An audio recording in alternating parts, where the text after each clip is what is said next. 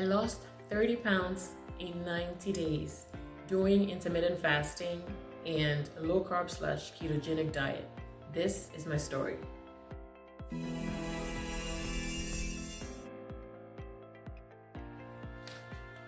Quick disclaimer before we dive in. I am not a doctor. I am not a healthcare professional. I am not a nutritionist or a dietitian.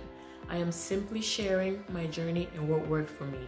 Keto diet or fasting is not appropriate for everyone, especially if you're pregnant or diabetic or on medication. Please do your own research and talk to your healthcare professional before starting any form of diet.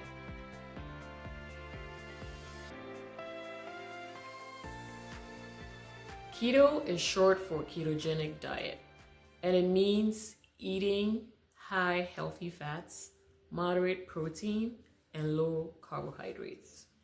And most people do less than 50 grams or less than 20 grams of carbs in a day when they're on the ketogenic diet. Most people do some sort of fasting without even knowing it, because technically whenever you're sleeping, you're not eating, so you're fasting. So let's say you start your day, start eating at 12 p.m. and then you end your eating at 8 p.m. You had an 8-hour window where you ate. And then if you do that again the next day, it means you're fasting for 16 hours in between.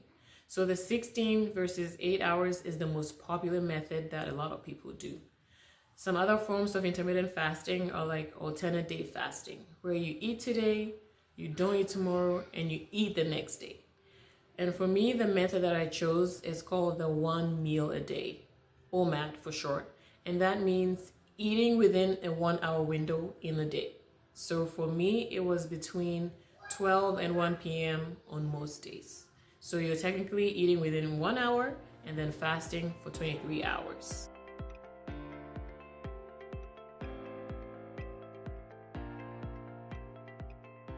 Carbohydrates are the main source of energy for the body. So whenever you eat carbs like rice, potatoes, pasta, it gets converted into glucose, and this is what your body uses as a source of fuel. So when you're walking, when you're going to the grocery shop, swimming, basketball, whatever you're into, this is where you're getting your energy from. Whenever you eat carbs, it gets converted into glucose, and this increases your blood sugar levels. And high blood sugar level is not good. So that is why there's a hormone that is produced from the pancreas that helps regulate this blood sugar. So it instructs the cells on how to use this glucose for energy. This hormone is called insulin. We'll get back to insulin a little bit later in the video.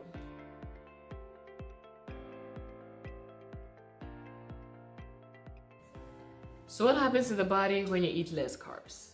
Eating less carbs means having less glucose in the body. And this results in an inadequate source of fuel for your body. So what does the body try to do? It tries to compensate and look for other sources of energy for you. And in this instance, your body can tap into your fat reserves and burn fat for fuel, producing something called ketones and putting you in a state of ketosis. So when your body starts burning the stored fat on you for fuel or for energy, that is one of the main benefits of keto, because you end up losing weight.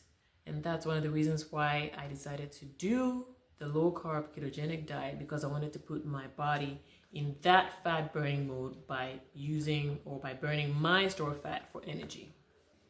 I just didn't want to do a low carb or ketogenic diet. I also wanted to incorporate intermittent fasting. And in this case, that's why I did the 1 meal a day, which is the OMAD, because there are lots of benefits of fasting.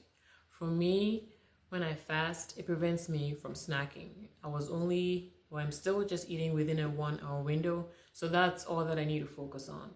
When I have my meals within that 1 hour, I'm done and that's it. I don't need to eat here and there in between. When you give your body a break from eating, aka when you're fasting, you're not eating all the time. So your body is not producing insulin. So it actually gives your body the chance to produce insulin when you need it, which I feel helps for you to be more insulin sensitive.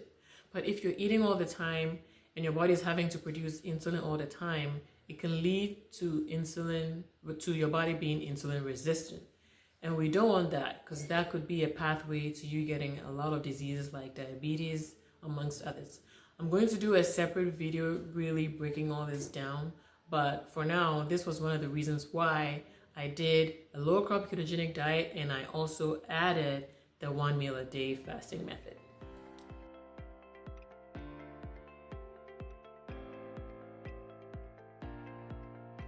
So let's talk about my 3-month experience. So I started somewhere around, I think, August or September. And what I did was I stopped eating breakfast.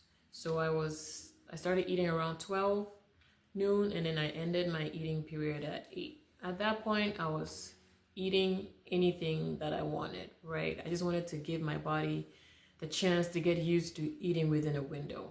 So in November of 2025, that's when I incorporated the keto. And that's when I started eating low carb. And some of the meals that I was eating was very simple. I kept it really simple because I didn't want to burn out. I wasn't counting calories and I wasn't tracking my macros. I was simply just eating. So I was eating something like grilled chicken with avocado. I love avocados. I have avocados with almost every meal because it has a lot of healthy fats, right? And for my protein, I was eating stuff like salmon, burger patties that I was making myself at home, and I love baking as well. So those are some of the proteins that I was eating. And for carbs, I kept it really minimal to just veggies. So lots of spring mix. I like cabbage as well, sauerkraut. So you can really just eat what you like. You just got to make sure you're keeping your carbohydrates low if you're doing the keto diet. One thing I did continuously for the first 2 weeks was I took my electrolytes because I did not want to get the keto flu. And if you don't know, the keto flu is a set of temporary side effects like headache, dizziness, nausea, fatigue, and irritability that you get when you switch to a low carb diet. Carbs are normally stored in the muscles and liver as glycogen, which bind to water. So when you're switching to, when you're eating less carbs, your body also releases a significant amount of water. And I was taking these electrolytes to replenish the water and the electrolytes that I was naturally losing from my body. So whenever you switch to a ketogenic diet, the amount of weight that you're losing in the beginning is water weight when your body is like burning through that stored glycogen, right? Until you get to the fat burning stage. So that experience was the same for me like others. The first 2 weeks actually, I lost 10 pounds, but it was mostly water weight. And you see that as I progressed, I was losing less weight because I was now losing fat and not water. So I started in November of 2025 and I was 225 pounds. By the end of my second week, I was 215 pounds. And at the end of the month, I was down to 210. So I lost 15 pounds in the first month. That was so amazing for me. In my second month, I lost a total of 8.8 pounds. So significantly less than the first. Like I was explaining, the first month it was mostly water weight, but in my second month, I still lost some pounds. So I knew this was working, so I kept going. And in month 3, I actually hit a plateau.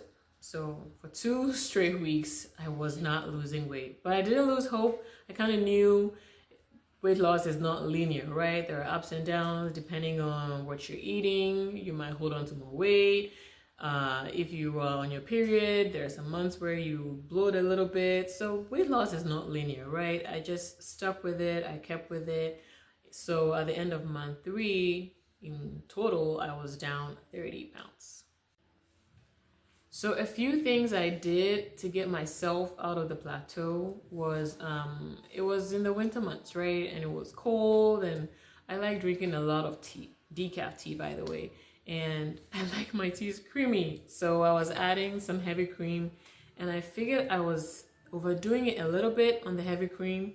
So what I did was I decided to cut back on the heavy cream, right? Because the whole point is I want my body to be burning, using my stored fat as fuel. So even though I'm doing keto, I don't need to be eating excess fat when I don't need to.